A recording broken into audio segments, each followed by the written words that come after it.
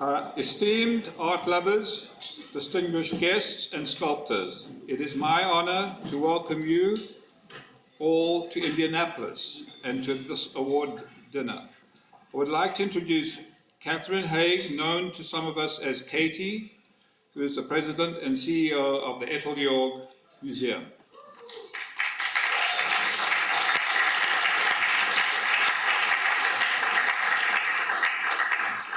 Prior to joining the Ethel York in May last year, she spent nearly 2 decades in multiple leadership roles at the Indianapolis Museum of Art, New Fields.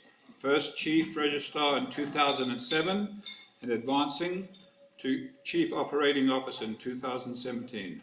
From 2021 to 2023, she also had to balance the duties of the Interim Museum Director. You wore many hats, didn't you? Before her time at Newfields, she was Chief Registrar of the Cincinnati Art Museum. Katie, please join me in welcoming everyone to Indianapolis. Katie Haig.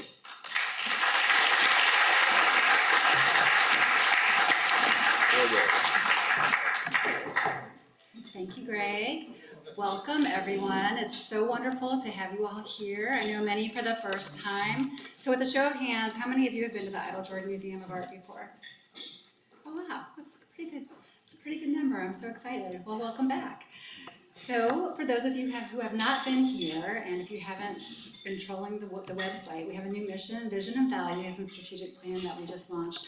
I'm in about my 16th month here as a CEO, so still getting my bearings, but moving pretty quickly, and really excited to share what we do with you.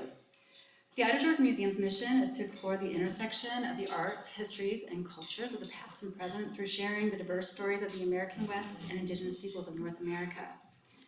Since the beginning, the museum has worked closely with the artists that are represented in the collection and in the temporary exhibitions that we curate. Tonight, hopefully, you saw the result of the relationships we have developed with the contemporary Western artists in our annual Quest for the West exhibition. We've been doing that for 19 years, and some of our artists have been with us that entire time. But for 19 years, we've been bringing the best of Western contemporary art here to our collectors to purchase and for our audiences to experience, hoping that you'll have an opportunity to see those. Uplifting and amplifying the voices of these artists is one of our priorities. This has helped to further shape our Western art collection. Each year, we acquire one thing from the Quest for the West exhibition. If you look to the back of the room, you will see one of the National Sculpture Society artist, Dave Lemure Jr.'s works that we acquired last year. So Dave was a new artist last year. So again, the best of the best. Our programming and exhibits reflect the strong ties that we have with our artists. We have several different programs. So we have an Indian market and festival that we do every year with 140 artists. We have a contemporary fellowship, biennial exhibition that we do. Contemporary fellowship is for Indigenous artists specifically, and every other year we give out 5 $50,000 awards, acquire something from each of them. We do an exhibition and we do a catalog. So we have created this incredible Native contemporary art collection. So hopefully you have time to come back tomorrow and maybe see some of the work upstairs in our Native American galleries. In closing, I'm particularly excited and urge all of you to experience our next temporary exhibit opening in November, featuring the artist Preston Singletary. If you're not familiar with Preston's work, he's a Tlingit artist from Alaska. He works in glass and studied under Dale Chihuly. So he tells the creation story of the Tlingit people in the exhibition called Raven in the Box of Daylight. This opens on November 8th to the public, and it's the only Midwestern venue, so I invite you all to come back to see the show. Finally, I just wanted to say thank you to all of our partners. So we can't do what we do without all of you. So the Arts Center, Heron School of Art and Design, the National Sculpture Society, really excited to bring new people and old friends back to see what we're doing here at the Idle Jordan Museum. So thank you. Thank you, Katie. Moving on. So the annual awards presentations are the highlight of our sculpture celebration weekend, which would not be happening without the generosity of many people. Sponsors and donors who supported the weekend's events are noted in the place cards on your tables. We are incredibly grateful for their support, which enables us to provide programs for their support, which enables us to provide encourage sculpture. These include exhibitions, virtual studio tours, and other educational programs, grants, scholarship and awards, cultural tours, and serving as an information resource to sculptors and sculpture enthusiasts across the country. Thanks also goes to many people here in Indianapolis. A special shout out to Greg Hull, Professor and Dean at the Heron School of Art and Design, and all of Greg's colleagues and the Heron School who helped coordinate today's educational activities. Thank you, Greg Hull.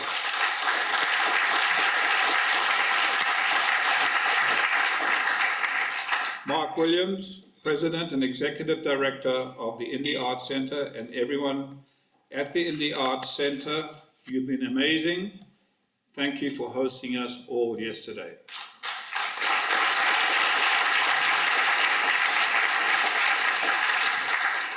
The Indie Events Committee members, Emily Cato, who's not here unfortunately, Jacob Dobson, Charles Hyde, and Tuck Langan. We started working on this a year ago, so thank you.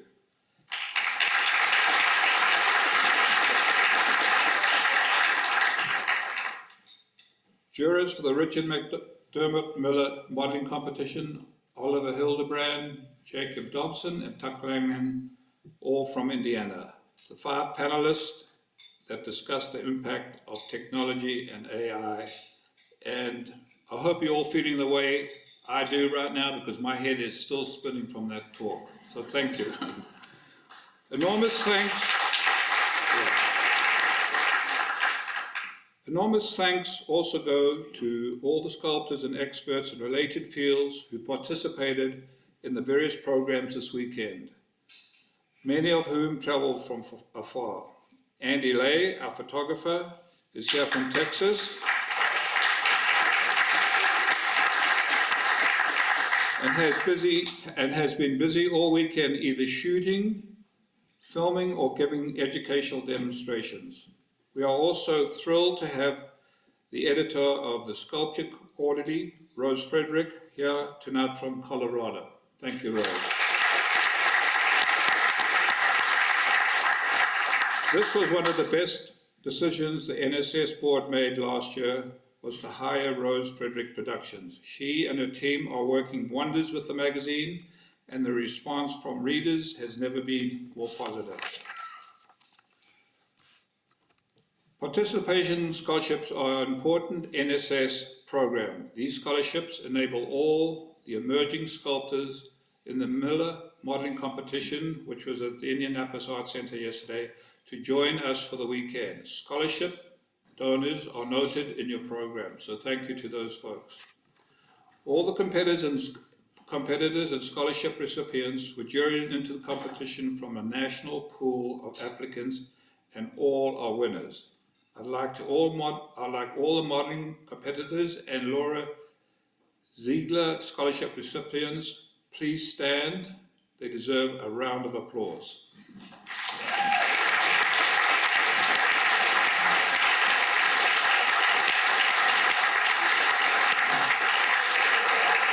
Thank you.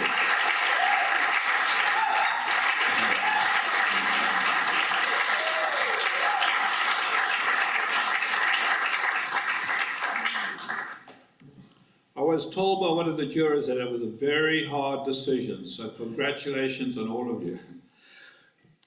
We are encouraged to see the work of the incoming generation of sculptors and know that you will continue the tradition of excellence in sculpture.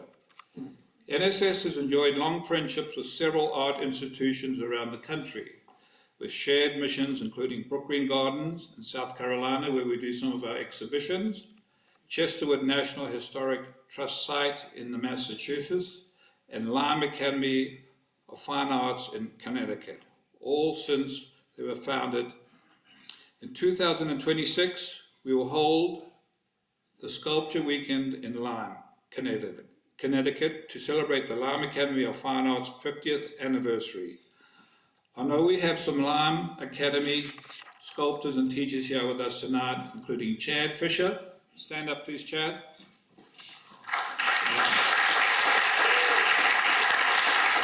And he is the chair of the sculpture department, so welcome to you and your team. Thanks very much for being here for us. And finally, thank you to the NSS board members who have worked tirelessly on a volunteer basis, and to all of you here for joining us. I know many of you traveled great distances to be here. This weekend would not have been possible without your enthusiasm and support of sculpture. I'd also like to give a tremendous thanks to Gwen Pierre and her team of Amy and Elizabeth for all the hard work they put into doing this, and I'd like them to stand up and I'd like us to acknowledge it.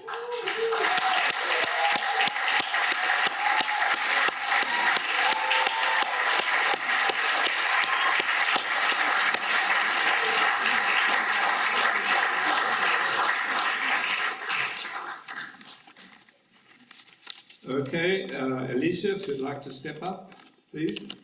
Alicia is going to do the Herbert Adams Memorial Award presentation. All yours. Bring it down for me a little bit. Yeah. All right, good evening, everyone. I'll be starting off by awarding the Herbert Adams Memorial Award. It's presented on the occasion, is presented as the occasion arises for the advancement of sculpture, either through service to American sculpture, to a sculptor for outstanding achievement. Some past recipients of the Herbert Adams Award include Lee Lowry, who did the Atlas at Rockefeller Center, if you're not familiar, on the Fifth Avenue, Philip Johnson, 1984, and more recently, Meredith Bergman in 2021, as well as Simone Lay in 2023. The Honors and Awards Committee nominated this year Wesley Wofford. In 2011, Wofford became an elected sculptor member, advancing to fellow in 2016. He joined the National Sculpture Society's Board of Directors in 2018, serving until 2022.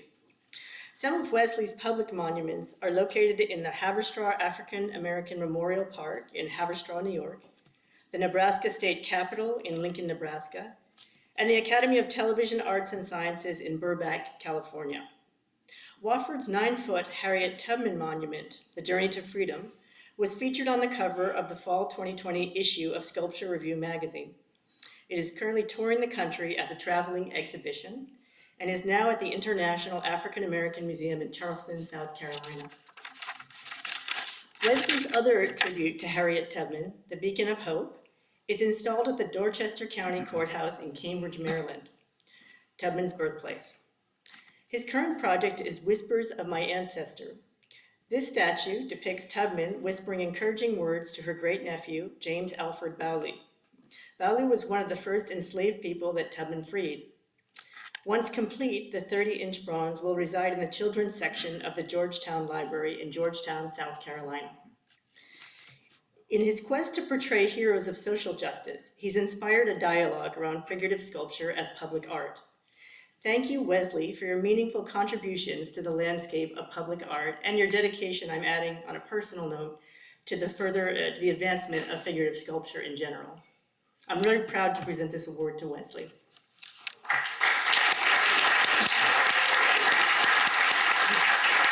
How do we do this?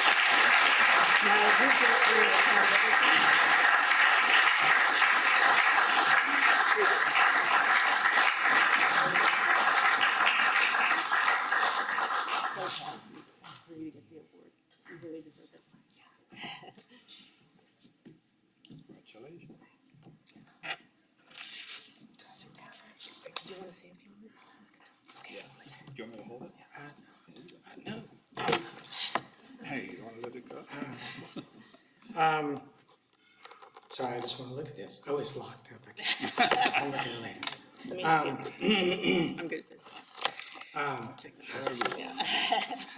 You know, hi, everyone. First off, I just want to say thank you to the National Sculpture Society. It is like such an honor to be,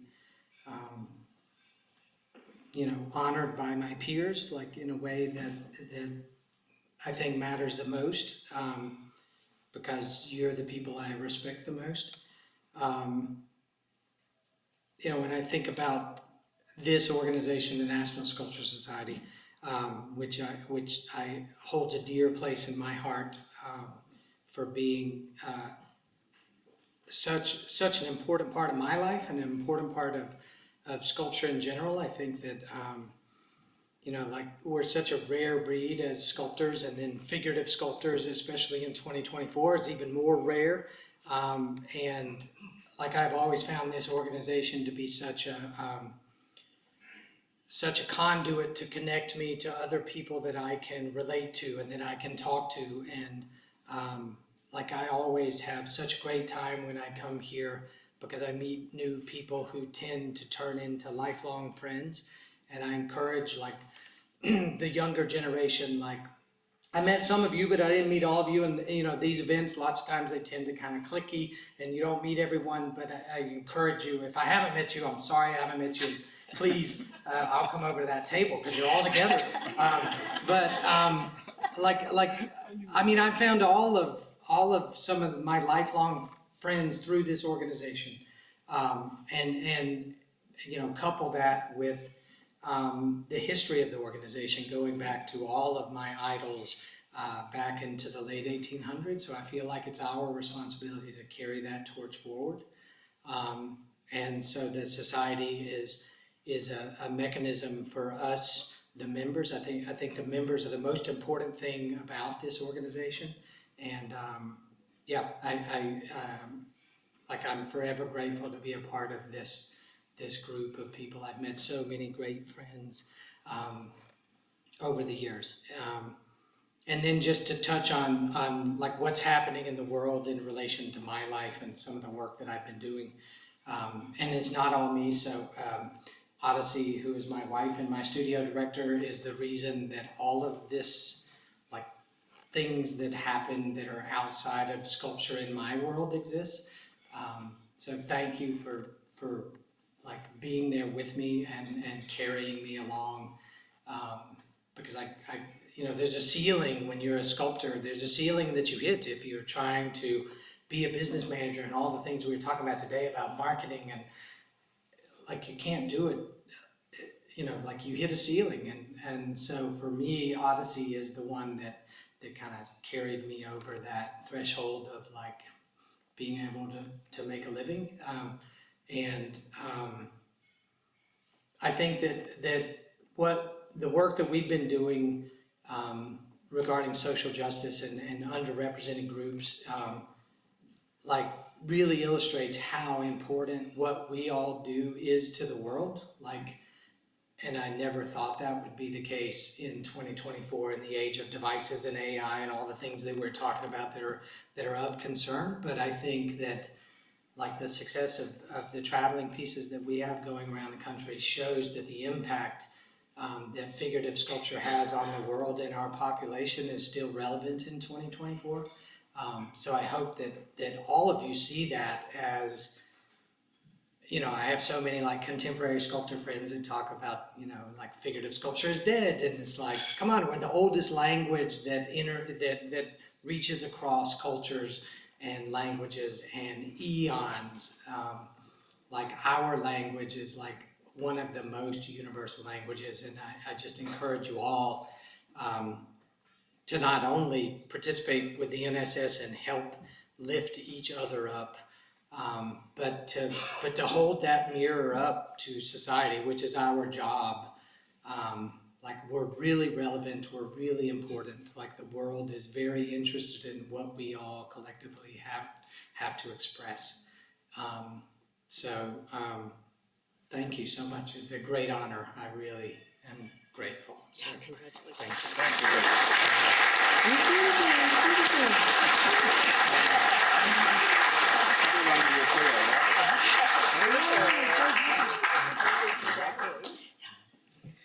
Okay, thank you, Wesley, and for those meaningful remarks. Right, we're now going to be moving on to the Marilyn Newmark Memorial Grant. This is named for an NSS fellow and former board member who left a substantial bequest to the National Sculpture Society, a portion of which was designated toward the funding of an annual award of $5,000, recognizing a talented animal sculptor to be given in perpetuity. The jury changes every year and is always composed of 3 NSS fellows. This year, Martin Gates of Florida, Tony Hochstetler of Colorado, and Peregrine O'Gormley from Washington served on the jury and agreed that Spencer Tinkham was the winning candidate. Growing up along the coast of Virginia, Spencer was interested in the rich variety of wildlife along the shore of the Chesapeake Bay and its estuaries.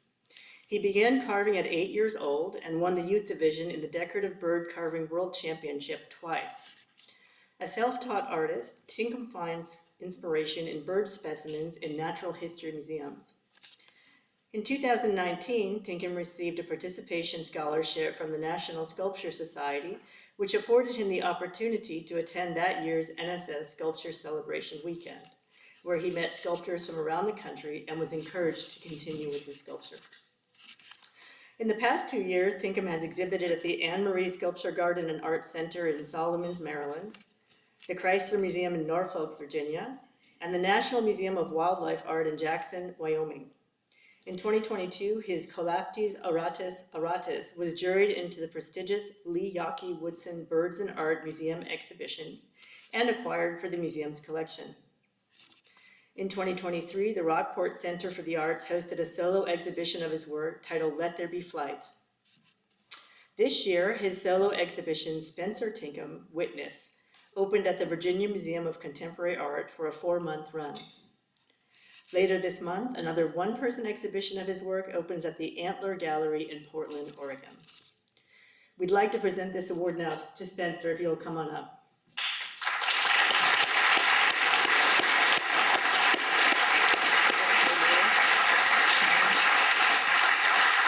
Would you like to take a picture with me? Congratulations. Thank you. Oh, after? Okay. Would you like to say a few remarks? Sure. Okay, yeah, feel free. Hi, everybody. I just want to thank the National Sculpture Society and the estate of Marilyn Newmark for this incredible award. It's a huge honor for me. I first came to a conference in 2019 with the Seaweed Participation Scholarship, where I got to meet just so many amazing artists. And being a self-taught sculptor, I had no real artistic community, and this conference is where I, like Wesley mentioned, was able to meet some amazing artists like Wesley, and I've stayed in touch with them. They've given me tons of advice, tons of encouragement, and they've helped me to really grow and develop into a better artist, and I'm just so grateful for that. And I'm grateful for all that the National Sculpture Society has done to foster growth in younger artists. And being self-taught, where I lived, I didn't have access to art, so the National Sculpture Society has been my doorway and gateway to learning about art, growing in the arts, getting critiques, finding opportunities to show my work, pick the brains of people that are making a living with their art. And so I'm just really grateful for the people in this group and this community. And also I'm grateful for my wife, who has encouraged me and supported me in the work that I'm doing. I call these macro sculptures. It's like macro photography, but in a sculptural form. In this presentation, we just have feathers, but this work started during the pandemic. My wife was a COVID nurse, and so we were super isolated. And one thing I would do is I would take these walks and pick up interesting things, and just for the first time really take these really deep looks at stuff that was just laying around me that I would not really take a serious look at. One of which were feathers, and so I create these pieces that hang on the wall, and they're painted in oil. They're sculpted mostly out of basswood, and the texture will conceal or reveal color, so it's an optical illusion as you walk around them. I don't use any iridescent paint, but the structure kind of mimics feathers and how the colors shift, which is kind of interesting, especially for something in wood. And my inspiration comes from specimens in natural history museums, so whether it's birds or bugs or amphibians, reptiles, I will research on the database and find specimens with a really interesting backstory, and then go to these museums and photograph them and create sculptures that are inspired by these. This particular bird was a macaw parrot that was captive in a pirate section of a Busch Gardens, and the whole flock was in a Chicago Natural History Museum. I did another specimen that died right outside of the first mustard gas attack in World War I. So I view these specimens as kind of like a time capsule, and I find them really inspiring. And yeah, so I create this work based off of those specimens. So thank you again to the National Sculpture Society, and for all the artists here, and for all the younger artists, I really encourage you to get emails, get social media handles if other artists have it, and stay in touch and really build on this community, because it's really tight knit, it's super supportive, and I'm so grateful for it. So thank you all. Congratulations. Thank you.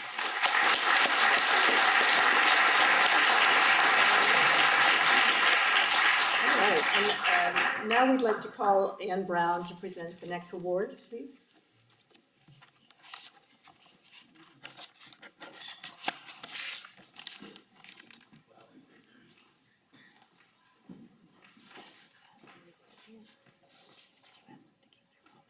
Oh, yeah, absolutely.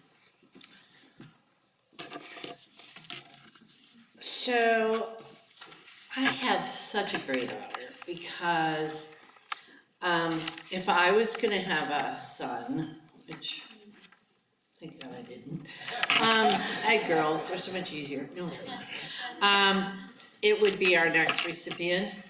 The John Cisco Medal is presented. Why did I get the one with the teeny writing? Remember Sister Kate? I've got this big writing. Yeah, I need the big writing. For us Thanks. younger people. Sorry. The John Cisco Medal is presented to in the memory of an extraordinary fellow and friend of NSS, John Cisco, for distinguished service to sculpture through programs honored by the National Sculpture Society. This year, and it's not every year, the Honors and Awards Committee nominated Mark Edward Adams, and the board enthusiastically agreed unanimously. And so I'm going to talk a little bit about Mark. When I met him, well, he was a lot skinnier. He's a father now. That's his excuse. Sorry. In 2013, Mark came to the NSS Sculpture Conference as a younger man, when it was held in Tampa, Florida. And he shared with our wonderful then distinguished president, Michelle, that he wanted to generate some kind of support at a local level. I don't know where that is. You can tell this is, I'm retired, I don't have to really, anyway. Subsequently, in partnership with NSS, Mark launched the first ambassador community in Southern California, where he resides in San Diego. And he set a standard that has grown throughout the United States. And this fast-growing program of camaraderie, especially in the Southern California community, has produced gallery shows, education programs, opportunities to sell for local sculptors. And I've been honored to see some of these things. But in 2016, with the magazines Fine Art Connoisseur and Plein Air that I used to help publish, I found out about him and I called him and I said, we have 1,000, 1,200 artists coming to San Diego. Could you bring some of your sculptors from NSS to put on a program to show sculpture being made, finished sculpture. I don't know how much you know about plein air artists, but they're workshop gurus. It's like old ladies like me who have nothing else to do, so they go out and paint. But I thought, hey, they have money and they might sell their sculpture if they came. And so for 5 days, he convinced sculptors from Southern California to show their work and demonstrate how they do it. And I just thought anybody who can talk anybody into doing anything for 5 days, he was my hero. Anyway, he is such a wise soul. I have over time purchased quite a few pieces of his because I love the way he sculpts. But so much of his work has such important stories to tell that come from his heart. I'm not gonna cry. Anyway, he's now married to a lovely woman. He has a darling 2-year-old son. I feel like I've watched him grow up. And he's, as of 6 weeks ago, he's now a full-time sculptor. He has been a chemist in bio something that I would know. And so now he has the privilege of working full-time as a sculptor, being a father, being a wonderful husband, but most important, what he's done for NSS. So, Mark. Sorry, I went off. No, that's what it's about.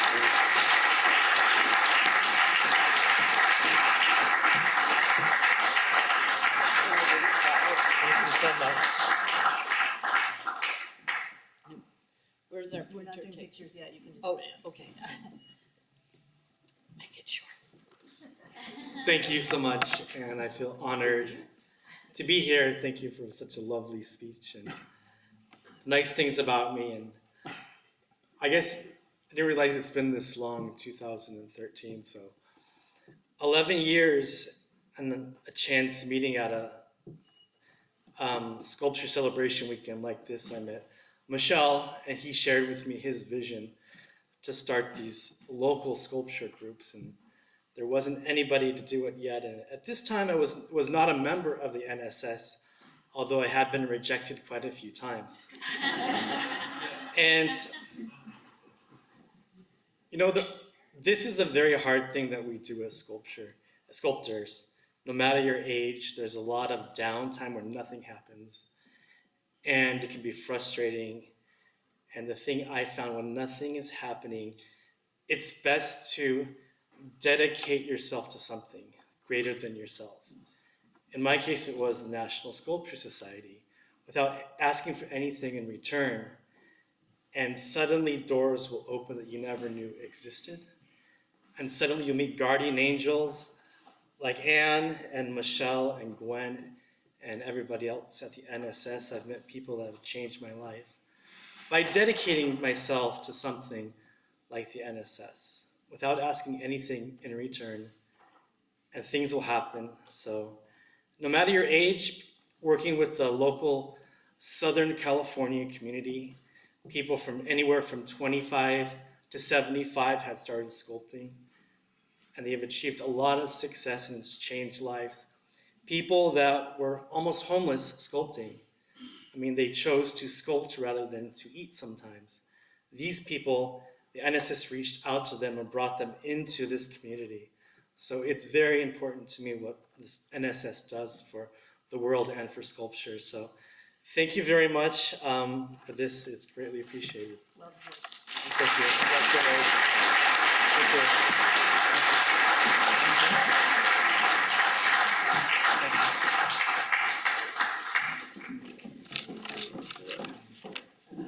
Next up is. This is the future president.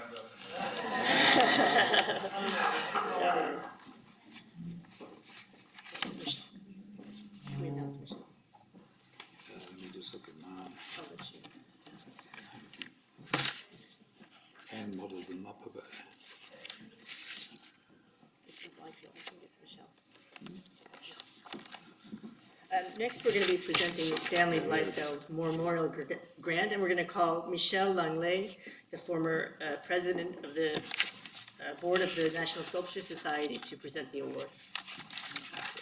Thank you. Good evening, everybody. So the Stanley Liefeld Grant is presented to a sculptor who has demonstrated outstanding ability and has created a body of work inspired by nature, which includes works of sculpture in bas-relief and in the round. Stanley Liefeld was a long-time fellow of the National Sculptor Society, served as president from 1991 to 1994. The $5,000 grant was made possible through a generous donation from his widow, Nikki, and will be awarded annually in perpetuity. Sculptors who served on the jury of selection this year were NSS board member Amy Kahn from Pennsylvania, former vice president, NSS past president Dan Ostermiller from Colorado, and myself. We all agreed that Benjamin Phillips was the strongest candidate. Benjamin Phillips was raised in Nova Scotia and graduated from Acadia University, the University of Victoria, and Arizona State University. He is a two-time winner of the International Elizabeth Greenshields Foundation Artist Grant for Representational Art. He has been awarded prestigious artist residencies at Yaddo in Saratoga Springs, New York, the Vermont Studio Center in Johnstown, Vermont, and the Ottawa School of Art in Ottawa, Ontario. In 2022, he had a solo exhibition at the Udinoti Museum of Figurative Art in Paradise Valley, Arizona. On behalf of the jury, Amy Kahn stated, "Philip's body of work has a mature and fully realized sense of who he is as an artist. His confidence in his vision is inspiring." It gives me great pleasure now to present this award to Benjamin Phillips. Benjamin, please.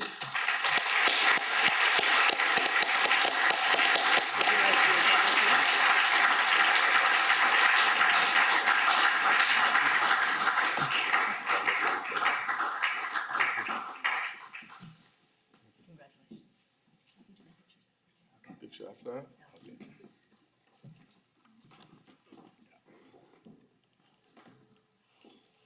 Wow. This is my first year as an NSS member, and it's humbling to be in your presence today. The richness of talent in this room is incredible. And this weekend is of course, my first weekend with you all. And what you've shared with me with your experiences and your knowledge is inspiring. I was told to be brief, to briefly point out some names of people that have helped me along the way. And taking stock this weekend of those people, realized it's practically a phone book of names that have brought me to here. But I'll save you from that. There are just a few that have changed my life to the point where it would be wrong not to speak their name. George Rammel, he taught me how to look and think sculpturally.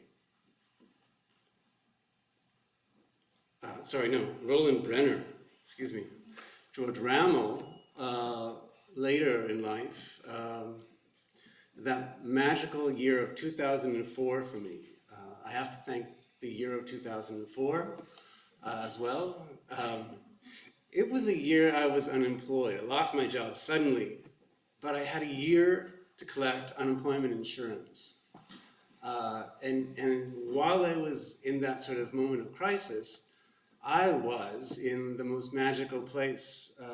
It was George Rammel's baby of the Art Institute saved my life, essentially. I became a sculptor walking in the door, sort of, and stayed for 4 years. what it was an artist residency, essentially, that as a college, providing a certificate program for undergraduate students to learn technical skills, learning how to sculpt stone, wood, bronze casting, were things that were phased out of most of the Canadian education system, which is where I was at the time. But this place existed only by word of mouth. Could you learn about it?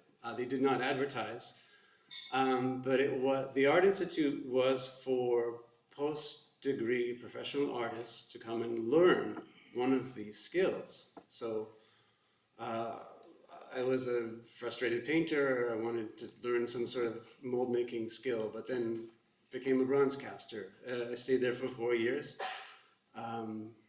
And with the guidance and nurturing there, I came out with a full body of work in bronze that got me to grad school, which got me into residencies, grants, and sort of all these doors opened up because of that place. And the NSS, oddly enough, John Sisko called me up in 2009, and there was a correspondence I had with him.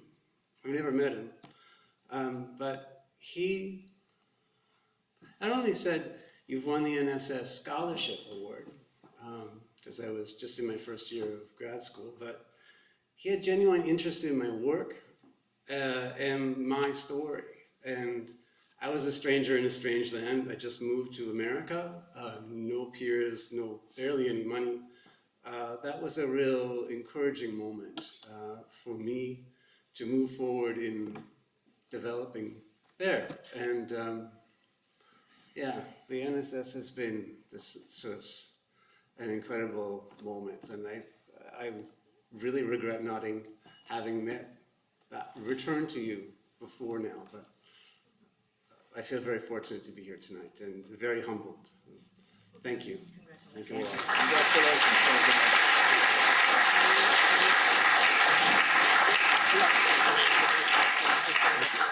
just gonna take this so I can sort it out. Okay, Wesley Wofford is going to be presenting the Alex J. Edel Grant next.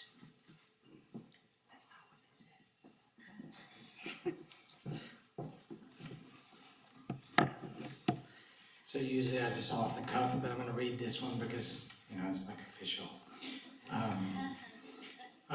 The Alex J. Edel Grant was established by Mr. Edel in 1988 to be presented annually to a sculptor who has demonstrated a commitment to sculpture and exceptional ability in their life's work. This year's recipient of the Alex J. Edel Grant is Midge Shea. She's somewhere back there. From 2007 to 2010, Shea attended the Academy of Art University in San Francisco, California, where he studied illustration, metalwork, and worked on a variety of Bay Area public monuments. In 2011, he relocated to Florence, Italy, to study sculpture and drawing at the Florence Academy of Art. As a student, he received numerous accolades before transitioning to teaching in 2013. Shea is now the director of the sculpture program at the Florence Academy of Art, a position he has held since 2018. Shea's sculpture illustrates a mastery of our art form. His work transcends the academic with an elegant language based on a deep understanding of anatomy, overlaid with a palpable emotional presence. His fragments are beautiful, and his portraits are intimate and intensely felt. I agree with my fellow juror, Aaron Hall, who stated that Midge Shea's works connect with the viewers on a deeply emotional level, making them true works of art and a pleasure to experience. His sculpture is in concert with the highest traditions of the National Sculpture Society and the world of figurative art. So it is my honor to give Midge Shea this award.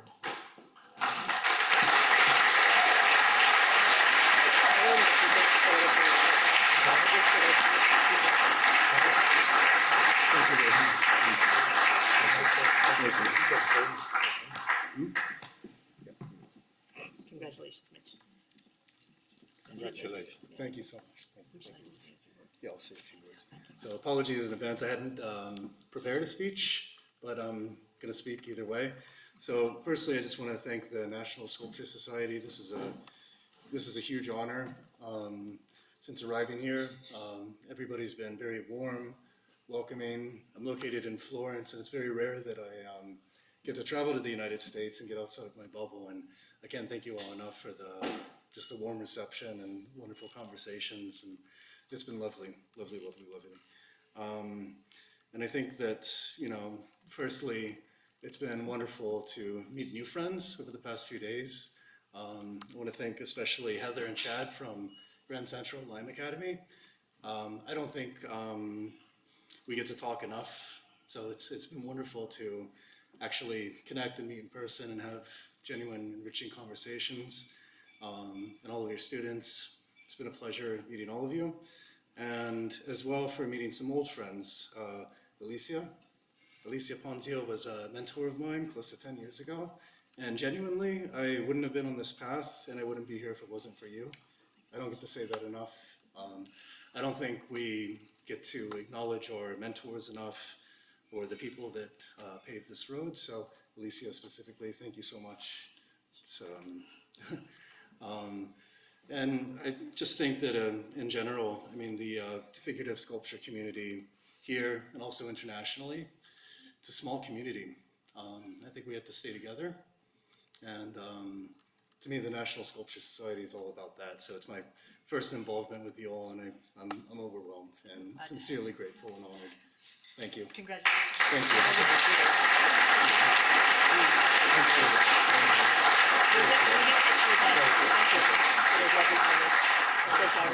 It's been a pleasure. Thank you. Thank you, Wesley. And I'll just, okay. Next, we'd like to call Kate Brockman up to present the Dexter Jones Award.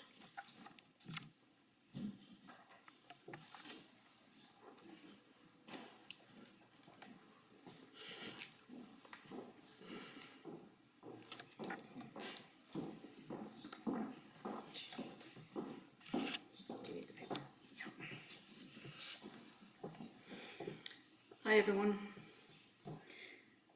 The Dexter Jones Award of $5,000 is presented annually for an outstanding work of sculpture in bas relief to a sculptor under the age of 39. 3 NSS fellows serve on the jury of selection every year. This year, the jury was comprised of Heidi Wastweet from California, Richard Blake from PA, and me. I'm from PA too, in case you didn't know. Heidi, Richard, and I all reviewed the applications for this award and agree that Christopher Kunk was the strongest applicant. As an example, I think that Chris's piece, As the Skies Unfurl Forever, which is this one, shows a strong understanding of the technical aspects of low relief of design, and of anatomy. The variety of textures and surface treatments Chris uses really accentuate the expressive and emotive quality of the piece. My fellow juror Heidi Wastweet stated that it's rare to come across a sculptor so dedicated to a deep dive into bas relief as more than just a side project. Here's a little background about Chris. After graduating in 2021 with an MFA in sculpture from the New York Academy of Art in New York, Chris went to Pawleys Island, South Carolina to work at Brook Green Gardens. There he performed routine conservation on Brook Green's sculpture collection and managed various sculpture workshops and installations. Sounds like a dream job for any young sculptor coming out to get their hands on some of that stuff.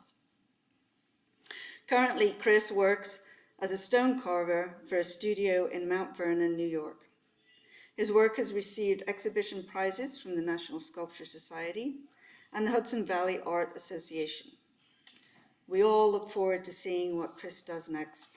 Congratulations, Chris. Can you come on up, wherever you are?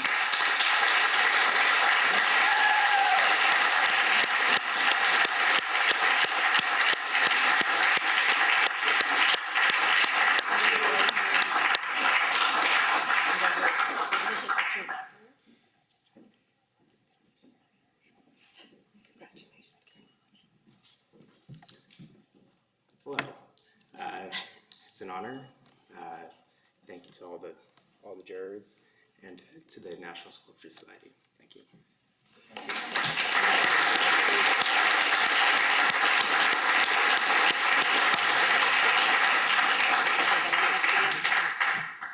Okay, I'm up next again. Alicia, San Francisco. Okay, we are going to be now presenting the Sculpture House Award, an annual award recognizing an individual for their contributions to sculpture. The awards committee this year nominated Fred Brownstein. In 1993, the year of National Sculpture Society Centennial Celebration and Sculpture Weekend in Arizona, Fred Brownstein gave a stone carving demonstration at the Fleischer Museum to standing room only, which ended with a round of cheers and applause. 30 years later, Brownstein gave a similar presentation at the NSS Sculpture Conference at Chesterwood, Massachusetts, demonstrating the traditional marble carving techniques that he learned when he lived in Italy for 16 years as a young man, while training at the studio of Enzo Paschini. NSS had the demonstration filmed, and the video has been viewed over 18,000 times on NSS YouTube channel, sharing and teaching skills that many sculptors have difficulty finding instruction for elsewhere.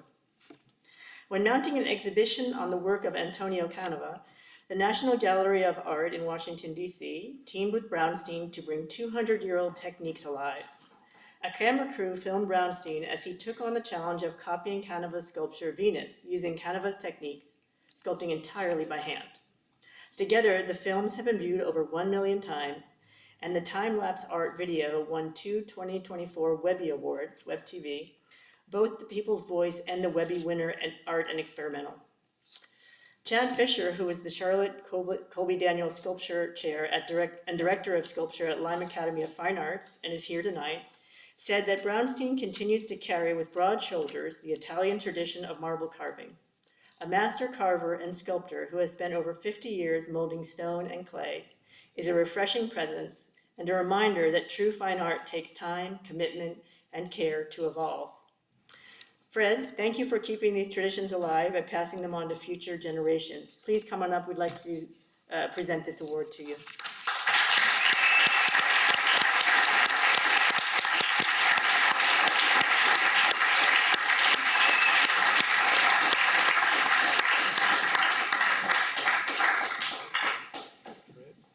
Thank you so much.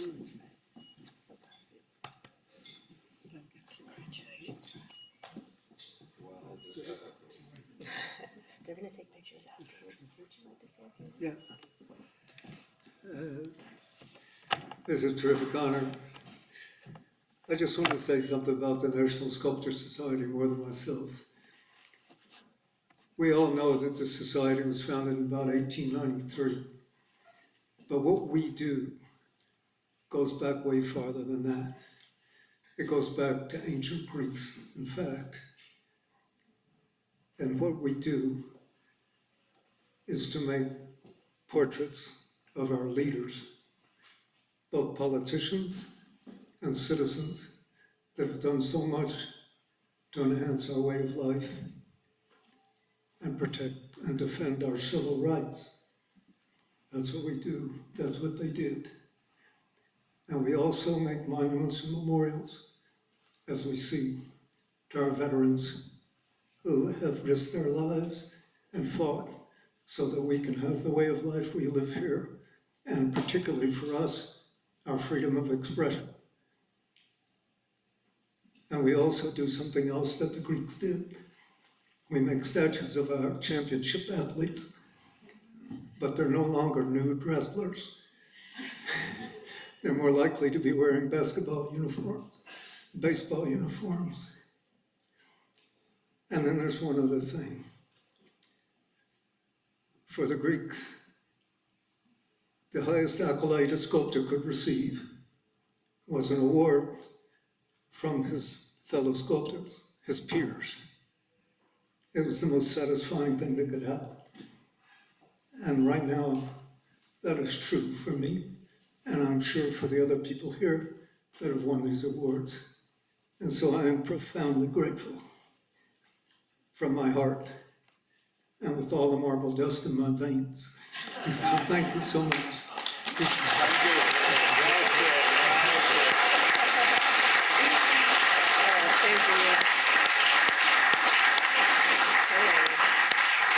We're going to bring Kate Brockman from Philadelphia back up to present the Augusta Savage Grant.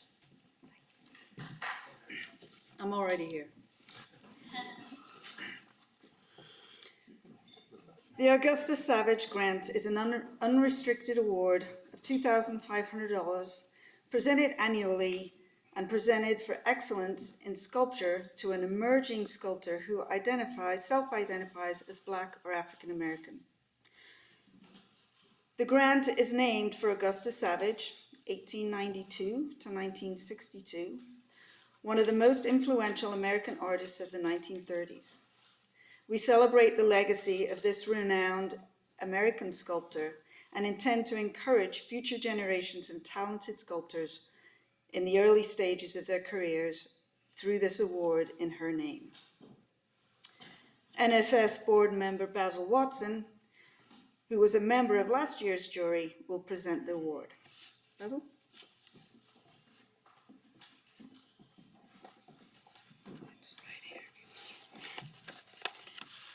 Good night, everyone. This year's jury included sculptors Sherwin Banfield from New York, Branley Cadet from California, and Tammy Lawson, curator of the Arts and Artifacts Division at the Schomburg Center for Research in Black Culture. They unanimously decided that the 2024 Augusta Savage winner should be Joey Quinones. To give you a glimpse into the jury's thought process, I quote sculptor Branley Cadet, who said he finds Quinones' lusciously vibrant sculptural compositions to be thoroughly thought-provoking to the eye. Quinones is freely playing with the human form as a syntax to explore themes of power, class, race, gender, history, and identity, unbound by the more traditional ways to render the human form sculpturally. Quinones weaves between traditional sculpting and body casts while incorporating fabrics and found objects, all in service to the fidelity of an impactful final form. The Augusta Savage Grant is a well-deserved acknowledgement of the work they have produced thus far, and hopefully a boost to continue their radiant creations.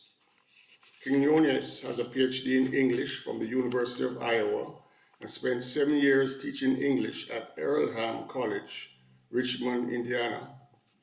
They later studied studio art at Indiana University, Bloomington, Indiana, earning an MFA in 2019. Joy's work was recognized by Ceramic Monthly, Manifest Gallery, and the James Renwick Alliance for Craft. Alfred University's Cohen Gallery and DePaul University's Peeler Art Center hosted solo shows of their work in 2022 and 2023. The 2023 Quinones was named Assistant Artist-in-Resident and head of the Fiber Art Department at Cranbrook Academy of Art in Bloomfield Hills, Michigan. We are so pleased to see the Augusta Savage Grant earned by someone who shows the capability to continue their legacy as a master sculptor. Congratulations, Joey.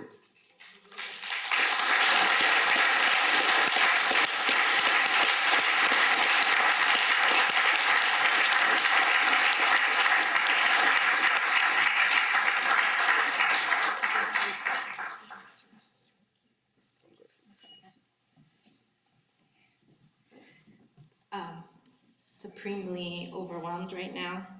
Thank you so much, especially to the National Sculpture Society and to my family, my charming wife who's taking pictures right now. And I guess most of all, thank you so much to all the sponsors of the Augusta Savage Grant. I first encountered Augusta Savage as an English professor teaching African American and Caribbean literature. And there wasn't one artist or writer or thinker that didn't pass through or encounter Augusta Savage. And so it really is an honor to receive this grant in her name. So thank you so much.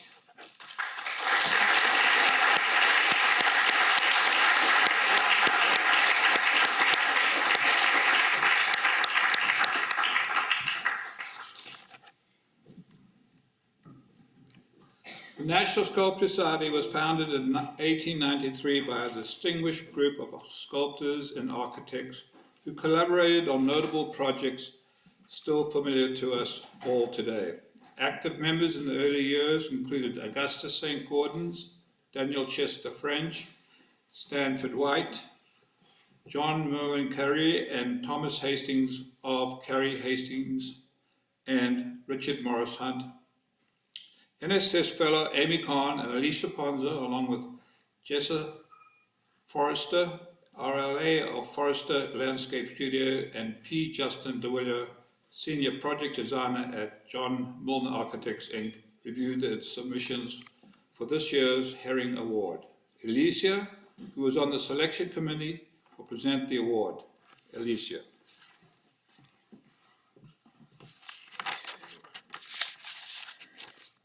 The Herring Award, Art and Architecture Award, is given for outstanding collaboration between sculptor, owner, and architect in the distinguished use of sculpture in an architectural project.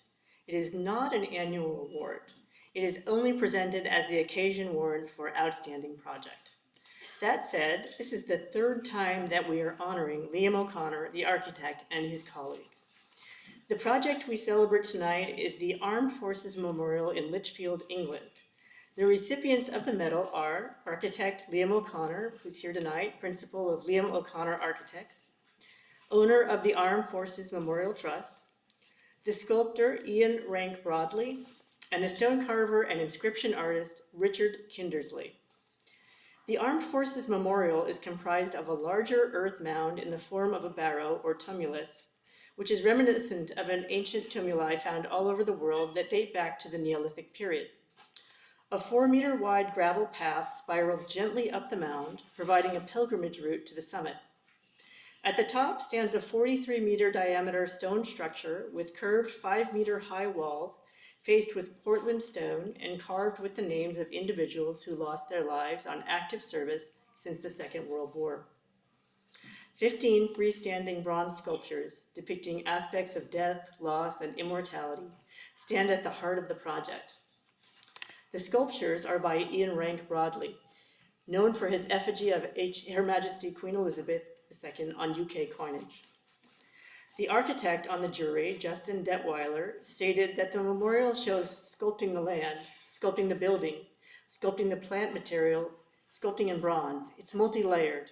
It's architectural sculpting, it's art sculpting, it's landscape sculpting. That is an incredible connection that almost never happens. There's no detail left unconsidered. Every bit of this is the highest level. Liam O'Connor and Richard Kindersley are now 3-time recipients of the award. In 2022, they received it for their work on the British Normandy Memorial in Normandy, France, and in 2023 for their work on the RAF Bomber Command Memorial in London, England. We are most honored to have with us today Liam O'Connor from London. Please come on up, Liam, and we'd like to present you with the award.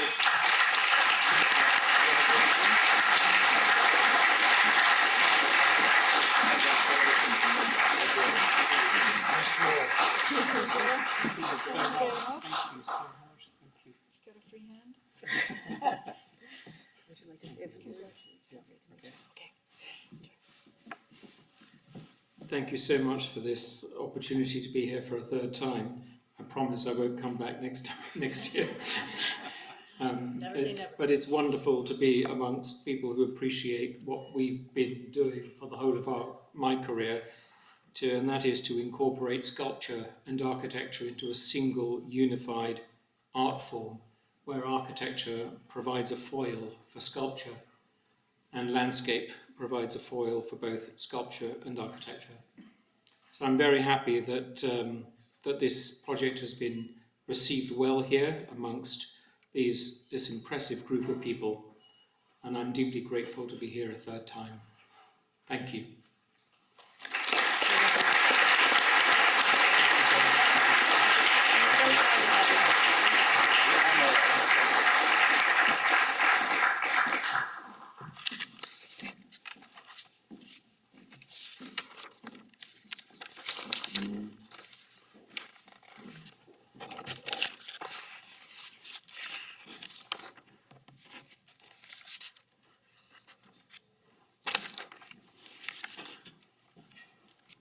Medal of Honor to Michelle Lange.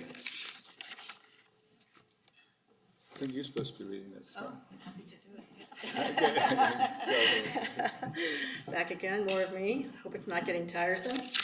All right, the Medal of Honor is the Society's highest award and is presented only as the occasion warrants for notable achievements in and for encouragement to American sculpture.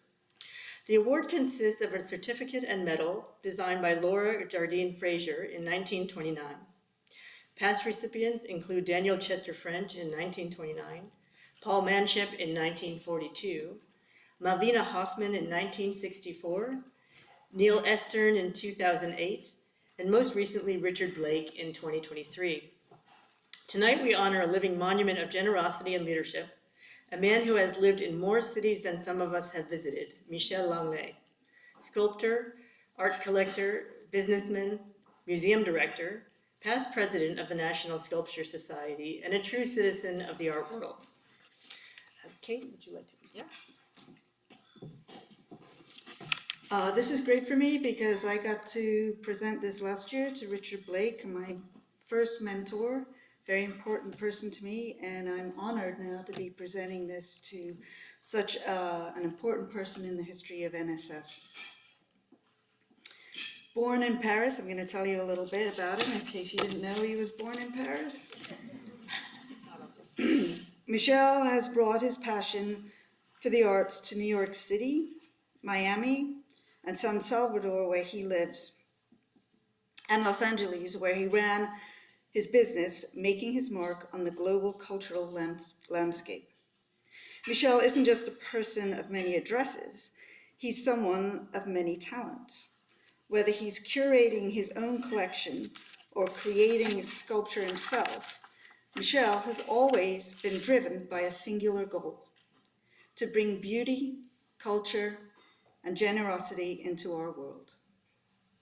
And for the past decade, the National Sculpture Society has benefited from him being at the center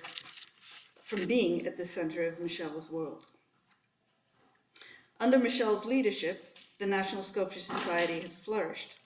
For 10 years, he's been carving out time, energy, and resources, making sure the organization had what it needed to thrive. But what truly sets Michel apart isn't just his love for art and his innate business sense. It's his ability to build connections. From the museums and galleries of New York to the Museo Mart in San Salvador, of which he is a founding member and current president, to the vibrant art scene in Miami. He's bridged cultures and communities with the same ease and skill with which he sculpts. And did I mention that before all of this, as a young man in Paris, he was a surgeon? Michel has somehow managed to live several lives, all with the same elegance that only someone born in Paris could pull off. Greg? Thank you.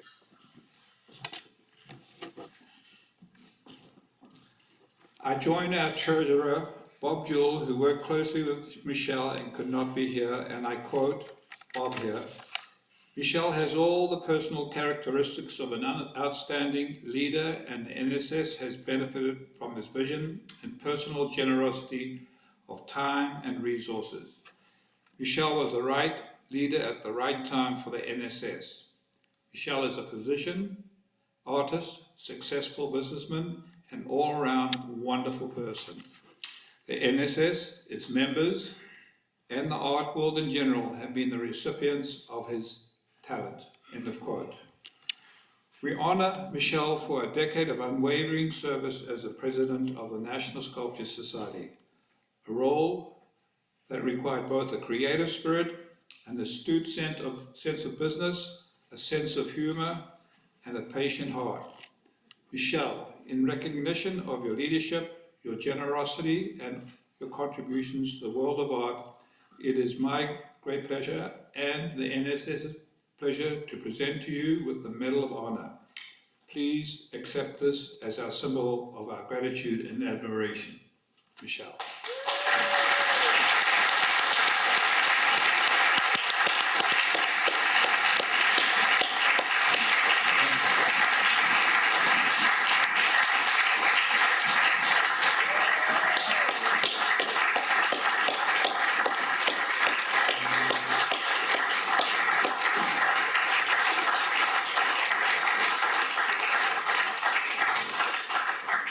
I hope a very talented sculptor will really sculpt all these fabulous words in the best and solid marble. So I would not forget.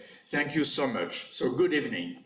First, I want to, it's my first time in Indiana, first time in Indianapolis. And I fell in love with you, the Hoosier. I was afraid it would come as Hooter with my French accent. No, really, thanks, really. It's my first time here. In the last four days, we have been hosted in the most wonderful institution. I could not believe the beauty, the architecture, the way this institution has so professionally run, and the diversity of programs you offer. I wish we would have something similar in New York City. Now, this event was incubated actually a few years ago in Chesterwood, where I met Mark Williams, thanks to Greg. And I know that Greg is a great connector of people. Greg, this weekend celebration has been amazing. And it was one of the reasons because Greg has really connected all these events, all of you. And if somebody needs a great round of applause, it's our president, Greg Glasser.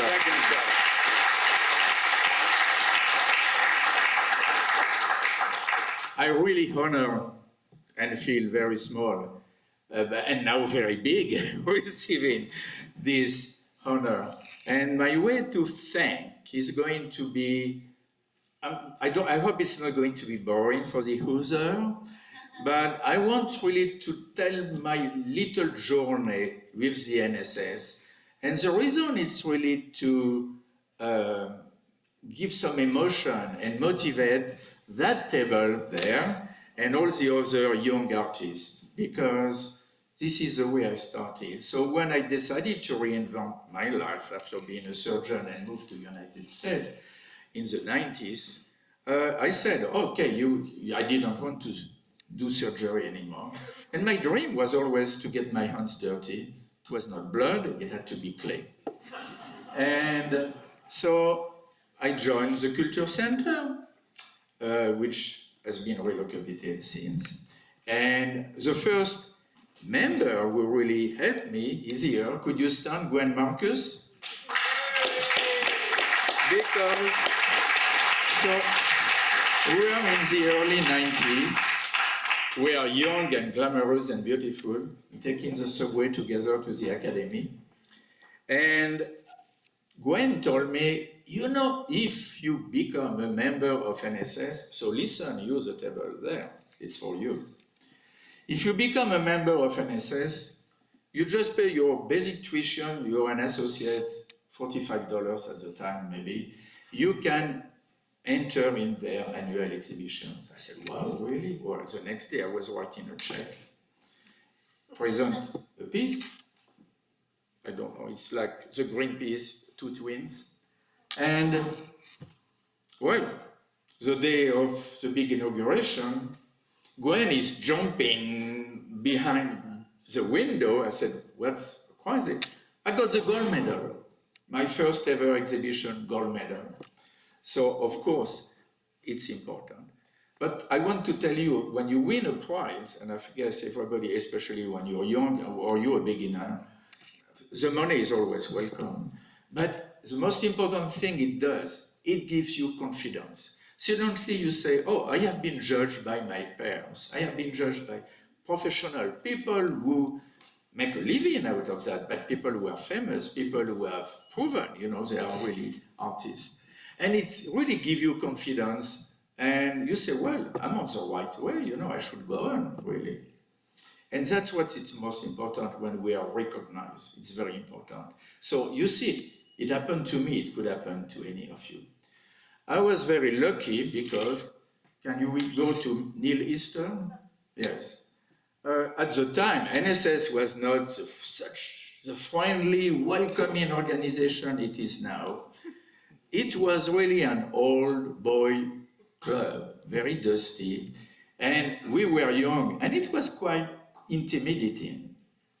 I was born under a good star because dear Neil Eastern was the president at the time. He served with his wife, Anne, and he took me under his wing. He said, Michel, you're great. And you have to become a member. And he said, one day you're going to be president.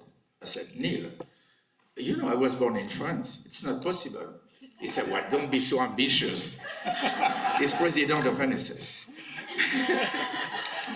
And, well, there was a bunch of board members, Jim Genuine, Bob Jewell, Neil. Little by little, they got me on the board. And I think it was in 96 that I became in 96 I became a professional member. So I just upgraded my level. And then they asked me to be on the board, which I joined, and then it has been a story. Little by little, I was more a businessman than a sculptor, so I became really more a veteran and a board member. And this is my story with NSS. You start, you never know what could happen. And I encourage all of you to become member, okay? This organization, like you have witnessed in the last 3 or 4 days, it's the opportunity for you to make connections. You make connections with the executive director, chief curator of one of these fabulous organizations. You connect, like here, you have Tuck, you have Alicia, you have Kate, you have Gwen, really recognized sculptor and many others. And this is the opportunity to talk with them, okay? What are you fighting? What are your problems? How can you do it better? And they are here to help you, okay? So NSS now is young, okay? We have an old DNA, very, very solid, but we are a very solid young organization, and we focus all our efforts towards education and giving a chance to struggling artists, people who have incredible talent. But the world of sculptor is the most difficult among all the artists. Being a sculptor is the most challenging. So it has been my little journey with NSS. It has been a fantastic journey, and the journey is not over. I intend really to stick in committees and be an advisor and always be there. I hope I have not. So around the pictures, Bruno Lucchesi is a very, very famous, he wrote so many books. Nina Camus is amazing. If you go to Milano, there is a gigantic horse which was first designed by Leonardo da Vinci, and he's the one that Leonardo da Vinci never had a chance to do, because when Napoleon, it was I think Little Bonaparte at the time, invaded Italy, they took it as a target. Leonda, I think, a fabulous member. She was one of my really godmother. I love her. Can we go next? Next, this is not him. Leonda again, next. Or Marilyn New Work, which just worked. She was a fabulous. She was, and Marilyn, you're not going to be, she was incredible animal figurative artist. She was sexy. We used to flirt, really. Everybody thought we had. And I think Marilyn was an animal sculptor, and we can say honestly, she was the most sexy cougar.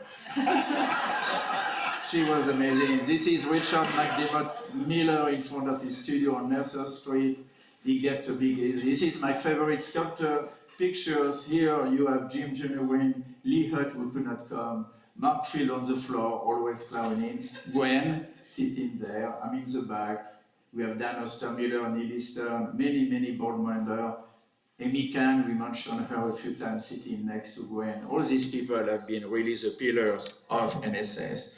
And they have been people who have been so nice and so friendly with me. So really, I have to thank you. Not only you here, your assistant, your incredible welcome, but all these people and many more have been amazing. And that's the story of NSS. Thank you, Michelle.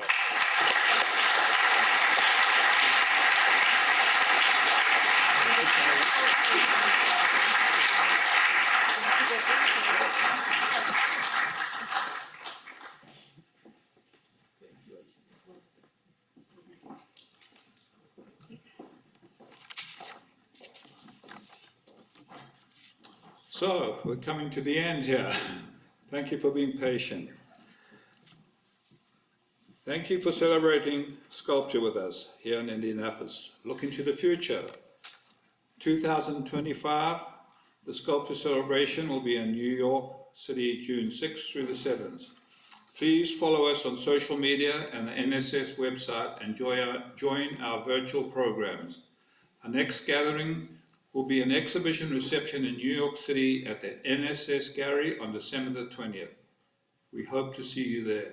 Thank you everyone for attending and have a good evening.